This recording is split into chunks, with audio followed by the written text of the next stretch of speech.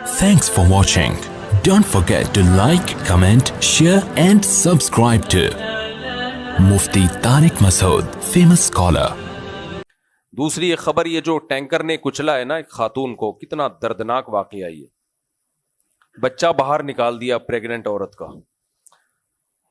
تو یہ بھی ایک ٹینکر مافیا کی دہشت گردی ہے. یہ اتنا پاورفل مافیا ہے کہ آپ کچھ بھی نہیں کر سکتے اس کے خلاف.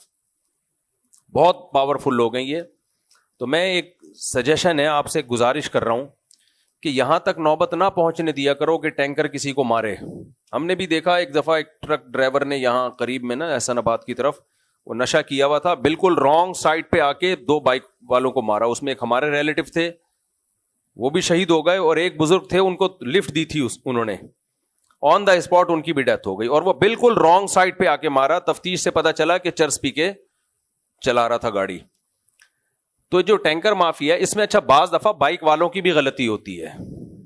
بائک والے کو بھی شوق ہوتا ہے زگ زیگ گھسنے کا. تو جب تک یقین نہ ہونا کہ غلطی کس کی ہے تو بے گناہ کو کبھی نہ مارو. بے گناہ کو کبھی، یہاں تو 100% غلطی اسی کی تھی، ٹینکر والے کی تھی. کرنا کیا ہے؟ کرنا یہ ہے کہ جب دیکھیں نا ٹینکر پہ وہ اسپیڈ سے ٹینکر لے کے اسپیڈ سے بھگا رہا ہے روڈ پہ، تو حادثے کی نوبت نہ آنے دو. بس وہیں پکڑ کے اس کو، جو آپ نے اس کے اگلے پچھلے گناہ معاف کرنے معاف کر دیں. اس کا انتظار نہ کرو کہ یہ کسی کو کچلے گا تو ہم پکڑیں گے.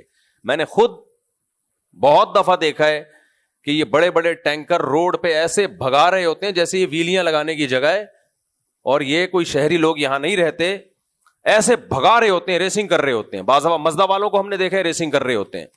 دنیا میں کہیں یہ بدماشی کی اجازت نہیں ہے کہ آپ ایک پبلک روڈ ہے اور آپ اس پہ مزدہ کے ذریعے ریسنگ لگا رہے ہیں. بسوں کے ذریعے آپ نے دیکھا ہوگا نا، ہم جب بسوں میں پہلے تو بہت زیادہ سفر ہوتا تھا، بیٹھے ہوئے ہوتے تھے، ایک بس نے دوسری مزدہ سے ریس لگانا اس کو پہلے پہنچنا ہے.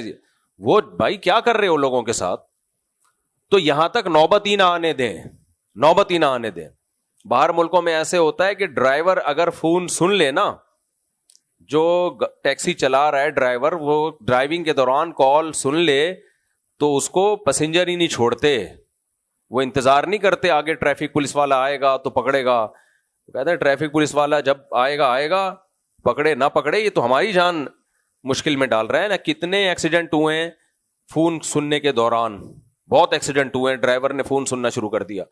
تو آپ خود ان چیزوں کو کنٹرول کرو بھائی. ڈرائیور فون سن رہا ہے ٹیکسی میں، اس کو وہیں پکڑو، اوبر کا ہو، کریم کا ہو، ان ڈرائیو ہو، کوئی بھی ہو، اس کو وہیں پکڑو. بھائی تو کیا کر رہا ہے؟ اس کو ڈانٹ لگاؤ وہیں پہ، بھائی فون رکھو یہاں پہ، فوراً رکھو اس کو. کیا کہ نہیں ضروری کال ہے، ہٹا بے اس کو، ہٹا یہاں سے. تمیز سے بات نہیں ہوتی ہے کہ ایکسکیوز می سر پلیز آپ فون رکھ دیں. یہ ابے تبے والا موقع ہوتا ہے یہ.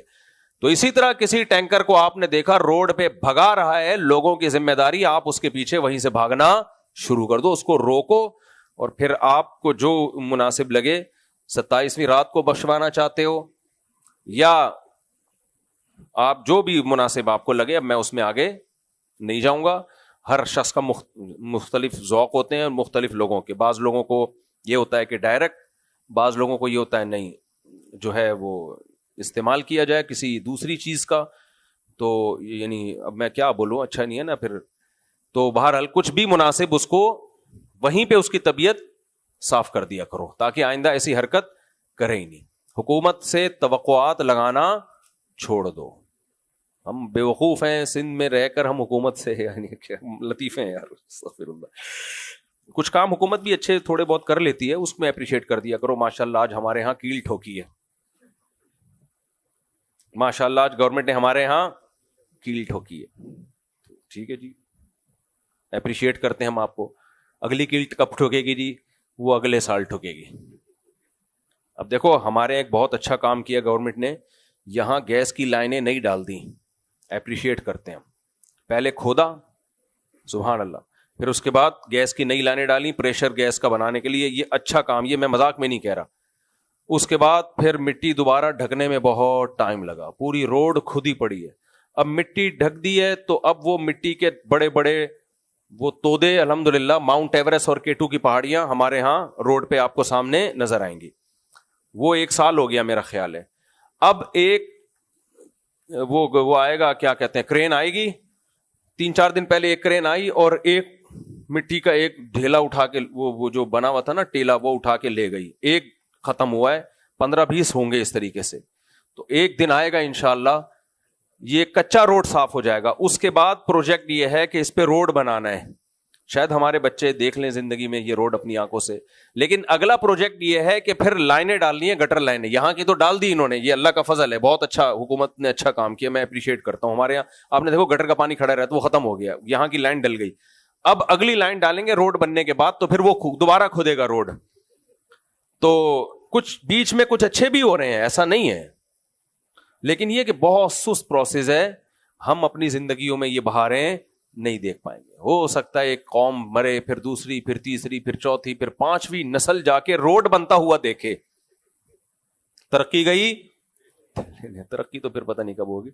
تو اللہ سے کچھ اچھے بھی ہو جاتے ہیں بیٹھے بیٹھے, ہوتا ہے ایک دفعہ. وہی بات مجھے یاد آ رہی ہے, ایک صاحب نے کہا کہ کسی کا انتقال ہو گیا نا, تو کہہ رہا ہے وہ بہت نیک آدمی ہے, کہہ رہا ہے میں نے بھی ایک دفعہ ان کو ٹوپی پہنے ہوئے دیکھا تھا. ہمارے یہاں گورنمنٹ کچھ کام اچھے کر رہی ہوتی ہے, بہت سلو, اور وہ بھی کوئی حکومت میں کوئی اچھا آدمی آ جاتا ہے, وہ اپنے طور پر کر رہا ہوتا ہے, تو وہ کچھ اپنے طور پہ کر رہا ہوتا ہے کام, تو ٹھیک ہے بھائی. اللہ تعالیٰ یہ ٹینکر مافیا, پانی دے دو سب کو گھروں میں, تو یہ ٹینکروں کی ضرورت کیا رہے گی؟ اتنی سی گلیاں, اس میں 4 ٹینکر پانی لے کے جا رہے ہوتے ہیں. کتنی بڑی ٹینشن ہے یار. اور بات کیا کرتے ہیں, بچے پیدا ہو رہے ہیں بہت زیادہ, اس کو روکو, کیونکہ پانی نہیں ہے. پانی تو بھرا ہوا ہے ڈیموں میں. پرسوں ٹیلی ویژن کی نیوز تھی کہ کتنا پانی, مجھے بھی وہ اس کی وہ یاد نہیں ہے کیلکولیشن, کہ کتنا پانی سمندروں میں گر کے ضائع ہو رہا ہے. میں نے کہا ایک طرف یہ کمبخت کہتے ہیں کہ پانی نہیں ہے, ذخائر نہیں ہے, پانی بہت برس رہا ہے, ضائع ہو رہا ہے سارا. میں یہاں ڈی سی آفس چلا گیا تھا پچھلے سال, میں نے ڈپٹی کمشنر سے کہا کہ سر آپ پلیز ہمارے مسجد کے سامنے گٹر لائنیں ہیں اور یہ پانی وانی کے مسئلے, ہمارے گھر میں تو ہم نے ونس اپون اے ٹائم پانی دیکھا تھا, اب ٹینکر ہی ڈلواتے ہیں. تو انہوں نے خیر امید دلائی کہ ہم کریں گے, اور شاید انہوں نے ہی کیا ہو یہ گٹر لائن جو صاف کی ہے, واللہ عالم. لیکن انہوں نے پھر آخر میں چلتے چلتے ایک بات مجھے کی, آپ بھی تو بچے اتنے دبا کے پیدا کرتے چلے آ رہے ہو, آبادی بھی تو دیکھو بڑھ رہی ہے. میں نے کہا ٹھیک ہے, میں جا کے بتاؤں گا کہ بھائی بچے 2 پیدا کرو, فوراً یہ گٹر کیا ہو جائے گا, صاف. میں نے کہا یہ گٹر لائنیں جام ہونے سے میرے بچوں کا کیا تعلق ہے یار؟ ہم بھی تو کسی کے بچے ہیں, آپ بھی تو کسی کے بچے ہو. اپنی نااہلی کو ڈال دینا کہ آبادی بڑھ رہی ہے. بھائی جتنی آبادی بڑھتی ہے, ورکرز بھی تو اسی حساب سے بڑھ جاتے ہیں آپ کے پاس, مزدور بھی اسی حساب سے بڑھ جاتے ہیں, ڈاکٹر بھی اسی حساب سے بڑھ جاتے ہیں, سائنٹسٹ بھی اسی حساب سے بڑھ جاتے ہیں, سیاستدان بھی اسی حساب سے, پولیس کا محکمہ بھی, فوج کا محکمہ بھی, یہ تو ہر چیز اسی حساب سے بڑھتی ہے. ہاں وسائل اگر اس حساب سے نہ بڑھ رہے ہیں, وہ ختم ہو رہے ہیں, پھر ایک بات ہے, وہ ختم ہو نہیں رہے ہیں, وہ اس کی سپیڈ اور بھی زیادہ ہے. ان وسائل کو بروئکار لانے کے لیے کوئی بندہ کام کرے گا نا, بیٹھے رہو گے تو کچھ بھی نہیں ہوگا. اب آپ کے گھر میں 100 بچے ہیں, گٹر بند ہو گیا, بچوں پہ ڈال رہے ہو, ان بچوں کی وجہ سے گٹر بند ہوا ہے. بھائی کسی ایک بچے کو بولو کھول نہ جا کے, بلکہ ڈال دو اس کو اس لائن میں, بولے یہاں سے جا وہاں سے نکل, صاف ہو جائے گا یہ سب کچھ.